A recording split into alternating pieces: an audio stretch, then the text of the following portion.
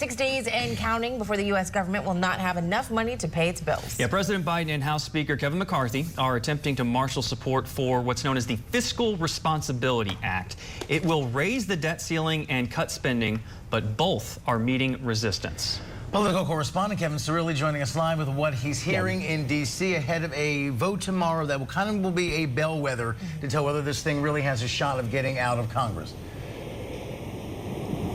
Good morning. For Speaker McCarthy, it's all on the line. This morning, as the House Rules Committee will convene to move a piece of legislation out of committee to set up a vote for tomorrow. But the optics of this could prove politically problematic for House Speaker Kevin McCarthy, because remember, when he negotiated with hardline conservatives, he put 3 hardline conservatives on the Rules Committee. Look for that as the first test. If those 3 members, including Congressman Chip Roy of Texas, vote against this legislation in committee, it could prove that there is a wider consensus amongst the Freedom Caucus that will oppose this on the floor in the House tomorrow when it comes for a vote to lift the nation's $31.4 trillion debt ceiling ahead of the June 5th debt deadline before the nation would default on its debt. Privately, Republicans have reportedly promised 150 Republican votes to advance this piece of legislation.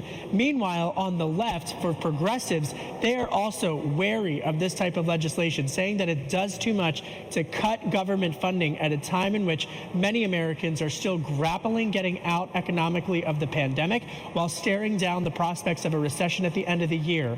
For President Biden, he also has a lot on the line, and he says he's taking no chances with Congress. Take a listen to what he said yesterday. I never say I'm confident what the Congress is going to do, but I feel very good about it. I've spoken to a number of the members. I spoke to McConnell. I spoke to a whole bunch of people, and it feels good. We'll see when the vote starts. So just in terms of the process, which is important here as that clock ticks down to the June 5th debt deadline, you've got the Rules Committee convening today, a likely House vote tomorrow. Now, if it does get out of the House of Representatives, then it would move to the Senate, where it also faces wary, shaky prospects. Senator Lindsey Graham, a Republican from South Carolina, has come out and said that he thinks this hurts military funding. He's in favor of a short-term 90-day debt limit deal to allow for a longer-term negotiation.